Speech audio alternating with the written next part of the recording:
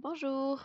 Dans cette vidéo, je vais vous montrer comment on travaille avec le plugin NG Skin Tools pour se faciliter la vie en faisant du skinning et en travaillant de manière non destructive. Donc, NG Skin Tools, c'est un plugin qui est ici, que vous pouvez installer facilement. Donc, on peut cliquer sur la petite icône et ça va vous ouvrir la page avec tout ce qu'on va avoir besoin en fait. Je vais fermer ça ici. Et voilà. Donc d'abord, quand vous ouvrez le plugin, vous voyez qu'il va vous dire il n'y a comme rien qu'on peut faire en fait, là, tout est grisé. C'est parce qu'il faut faire ce qu'on appelle le Initialize Skinning Layers. Donc pour ça, il faut déjà avoir un skin sur notre personnage. Donc déjà un skin cluster. Donc moi, je l'ai déjà fait sur ce personnage-là. Faites votre sélection de bones, vous sélectionnez votre mesh et vous allez dans Skin, Bind Skin ici. Donc ça va vous faire un skin de base. Moi, j'ai déjà fait une petite animation. J'ai déjà mon skin qui est vraiment pas top présentement. Il est vraiment juste euh, de base comme ça ici. Donc, assurez-vous aussi d'avoir votre animation test pour être capable de travailler comme il faut et de voir en temps réel ce que vous faites. Ça va beaucoup, beaucoup vous faciliter la vie. Donc, une fois que le skin est fait, je vais sélectionner mon personnage ici et on va cliquer sur le bouton ici, Initialize Skinning Layers. Fait que le bouton il est plus grisé parce que maintenant il comprend qu'il y a un skin là-dessus, donc on peut le faire. Donc quand on clique là-dessus, ça vous ouvre la petite page comme ceci. Donc ce que lui a fait, c'est qu'il a comme créé un layer de base. Il est allé chercher toute la liste des bones qui sont utilisés dans votre skin et il vous les a mis ici. Donc, les outils qu'on peut utiliser dans ça, parce qu'il y a quand même beaucoup, beaucoup de pages, beaucoup de choses, je vais vous les montrer rapidement. D'abord, tout est grisé ici parce que je ne suis pas en paint mode. Donc, du moment où je me mets en mode paint, vous allez voir que tout change un petit peu. Et là, je vois tous mes poids, en fait, en couleur sur le modèle en même temps. NG Skin Tool fonctionne par layers, c'est ce qui fait en sorte que c'est non destructif et que c'est vraiment plus agréable à utiliser. Donc, vous avez ici vos layers. Là, il en a juste créé un de base comme ça ici. Et vous avez votre liste de toutes les bonds.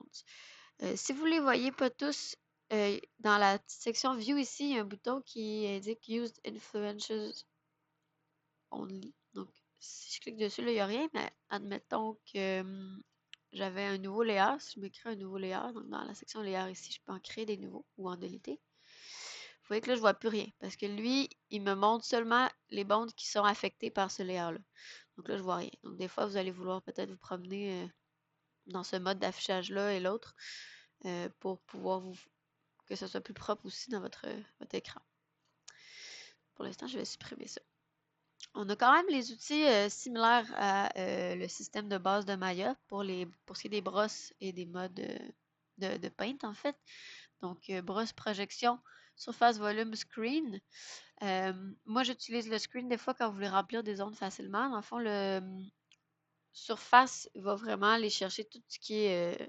vous voyez que ma brosse se tourne un petit peu là, alors qu'en screen, elle tourne pas du tout. Fait qu'on elle va vraiment tout prendre ce qu'il y a à travers ma brosse. Volume va être pratique quand vous voulez faire des petites sections. Il n'y en a pas de temps, là, mais peut-être ici. Il va comme comprendre que la partie de l'autre côté ici du mesh ne touche pas à celle-là. Donc là, il va seulement isoler une partie ou l'autre. Donc quand vous avez des sections de mesh qui sont collées l'une à l'autre, puis vous voulez prendre juste un des deux côtés, le volume va être pratique pour ça. Vous avez les trois modes ici, Replace, Add et Scale.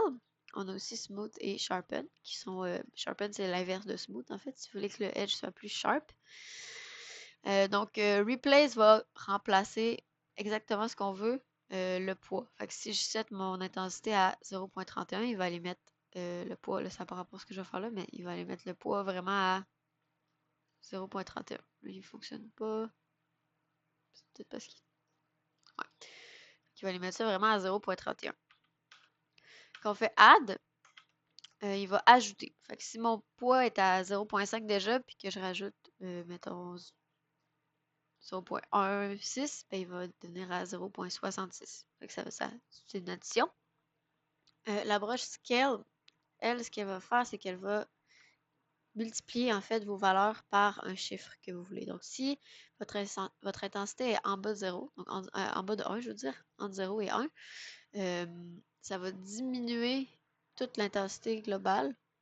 Ça va comme diviser un petit peu les poids. Alors que si vous avez une intensité, mettons, je mets 2 pour augmenter mon slider, là, ça va multiplier les poids par 2. Donc, si j'étais à 0.20, il va faire x2, 0.4. Vous comprenez le principe. Donc ça, c'est pour les types de brosses. Il y a le smooth et le sharpen que vous connaissez bien. Le smooth, qu'est-ce que ça fait? J'ai la shape de ma brosse aussi. Donc le fall off. Vous avez 3 types ici que vous pouvez utiliser, qui sont les mêmes que dans le système de base.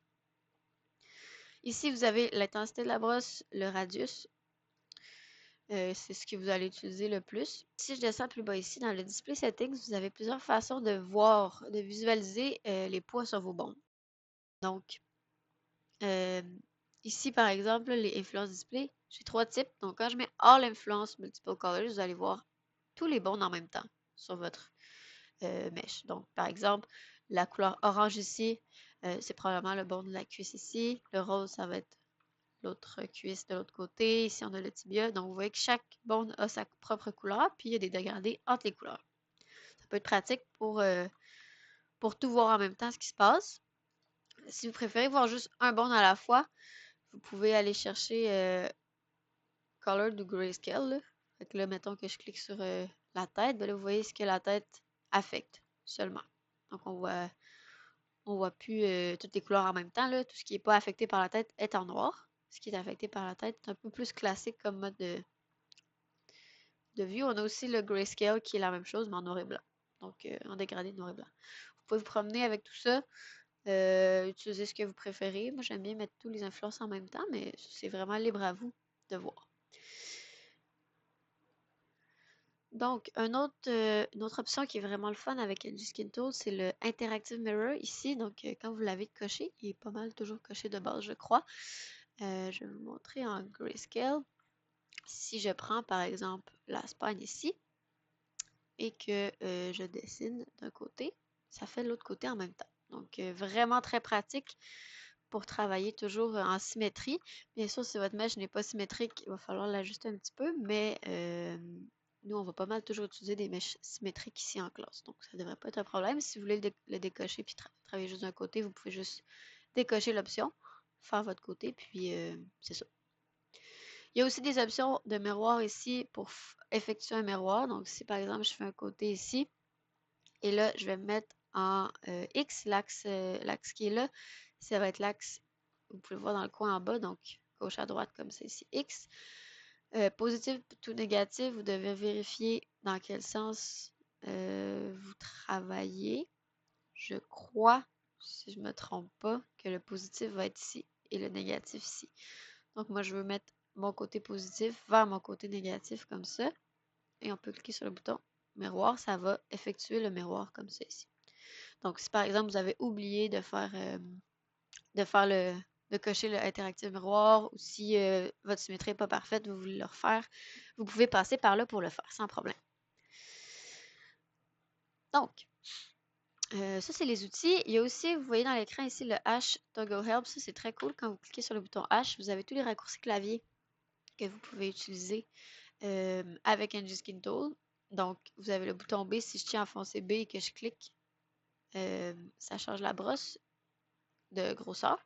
Le I, ça va être l'intensité. Fait que vous pouvez changer votre intensité ici avec le bouton I. Et quand vous allez peindre, en fait, ça c'est des raccourcis clavier que vous allez finir par utiliser beaucoup et connaître par cœur. Donc le I, pas le I, excusez, le Shift, ça va être votre smooth.